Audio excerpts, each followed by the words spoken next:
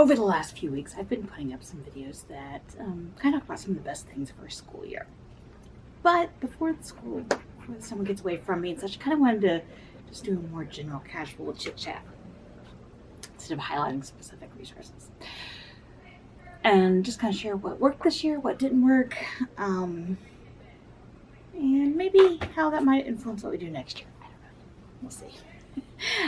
So if you are new here, welcome. I'm Tricia, and this was our 12th year of homeschooling. My daughter just finished her junior year, and my boys finished 5th and 7th grade. So she, as a junior, was taking community college classes for a couple things, and really was kind of independent. There wasn't much that we did. Actually, the only thing we did, I think, from home the whole year was government, which was in the spring. So she was kind of on her own. So I'm not really going to talk much about her, but I will share what kind of worked with what worked and didn't work with my younger two. So one of the first things that worked with qualifications was to explore themed morning baskets. And I put up a video back in the fall sharing one of the baskets that I think we had just finished it. But I have tried variations of morning baskets over the years.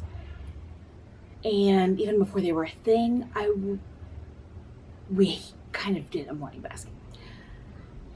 But it was never something that really stuck. And what I realized last summer was that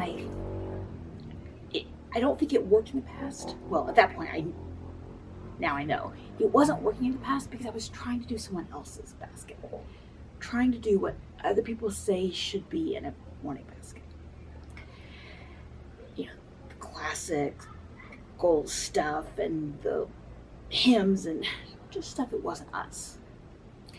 So this year, I decided I wanted to do it, but I was going to do it our own way. And we really enjoyed it.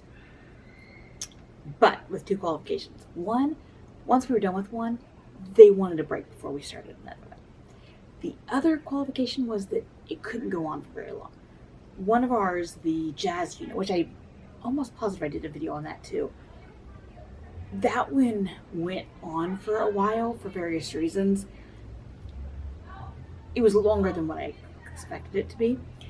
And that one they were definitely done with before it ended.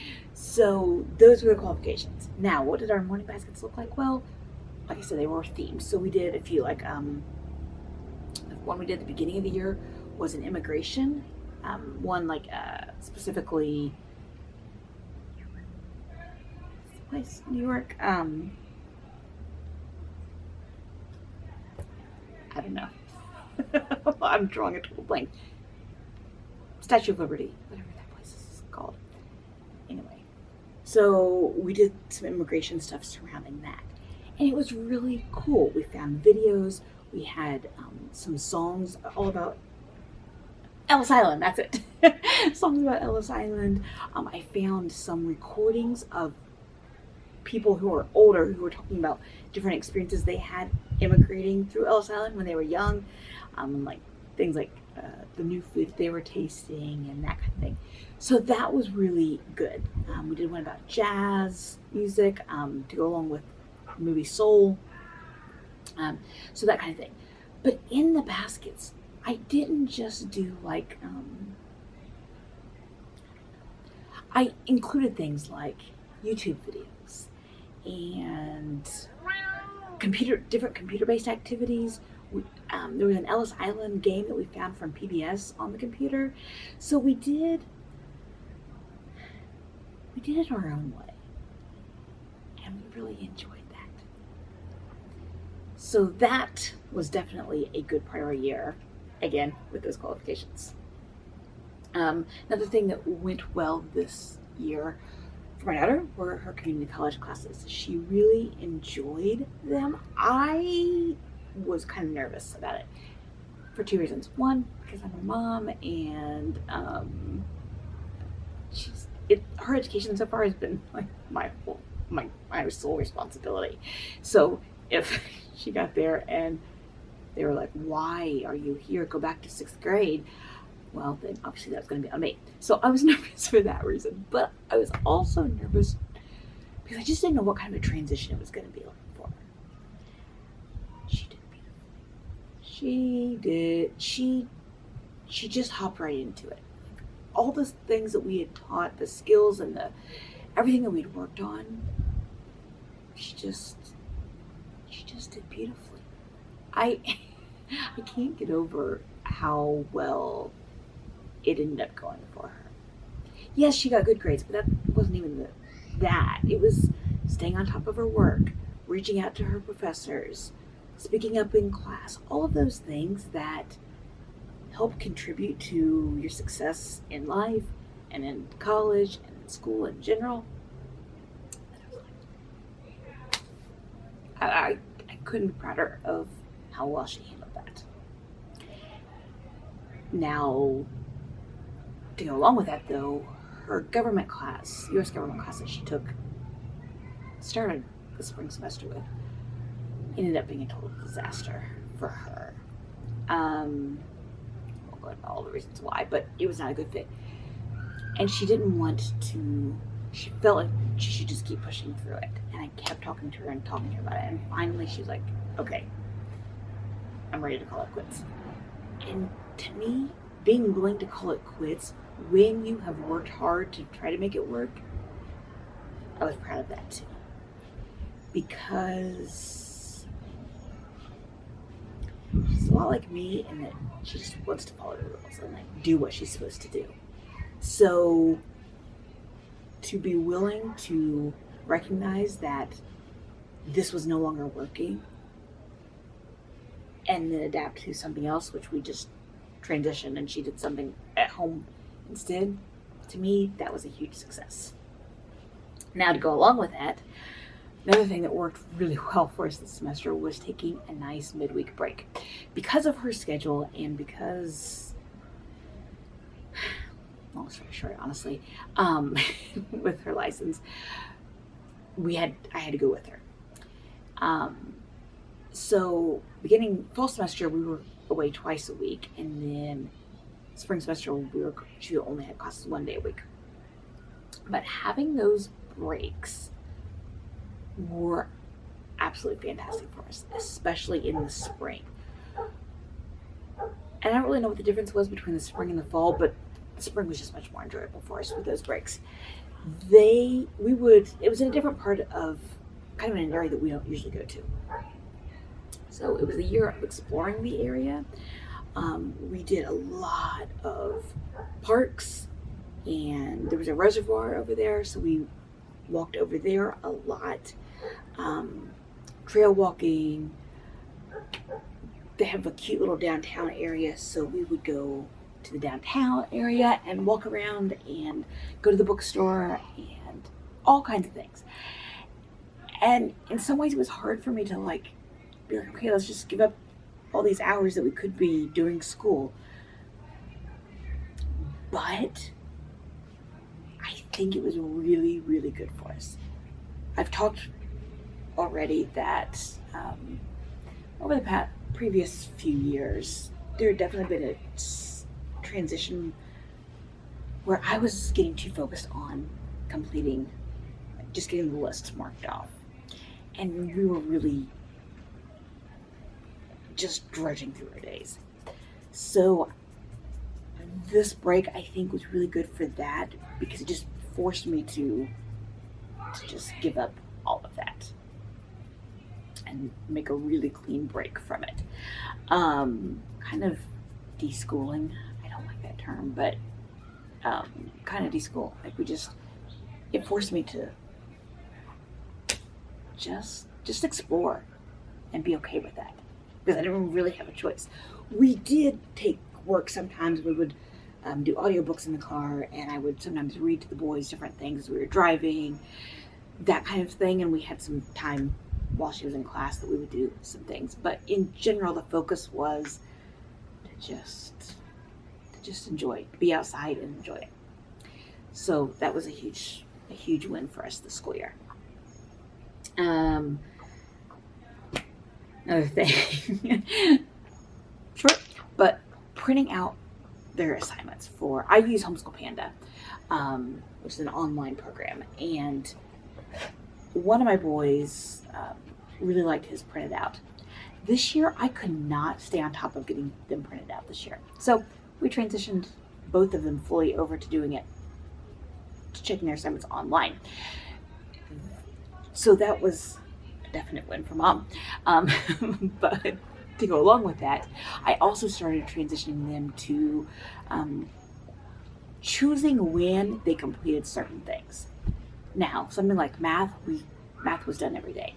But if it was something that they had control over, something like geography, for example, then I transitioned to them starting to figure out when they wanted to do it, when they worked best to do it.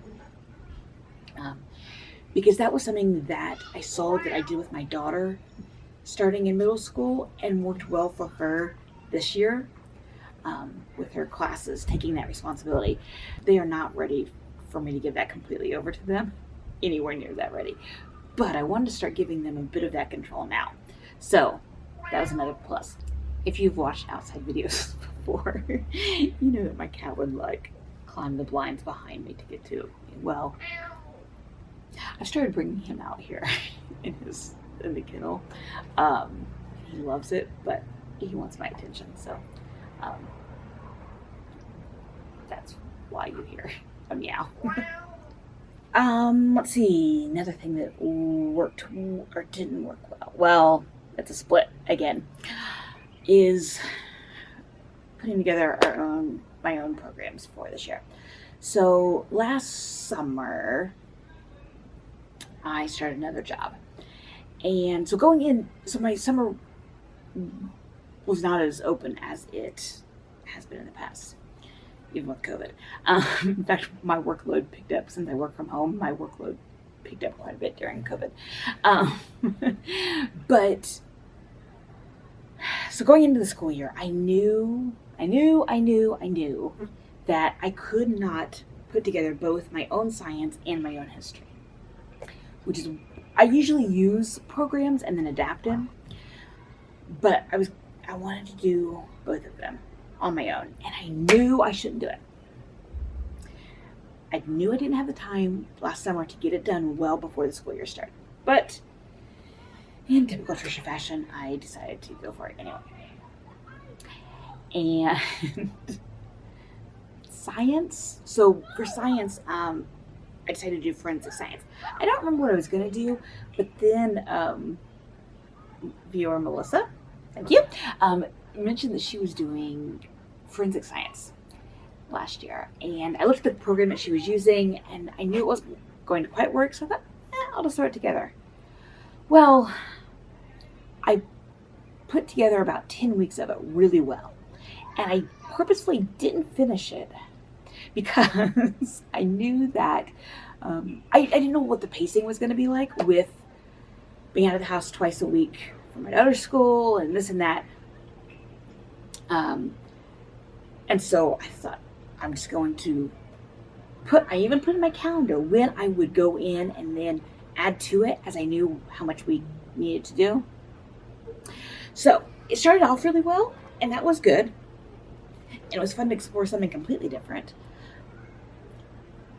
But then that's where it fell apart. On the other hand, for history, I wanted to dig into African history this year. So I decided to do kind of a split semester style split. And so we did science in the fall, and then history in the spring. And if you think there's much out there about the history of Africa for elementary, middle, whatever, you're wrong.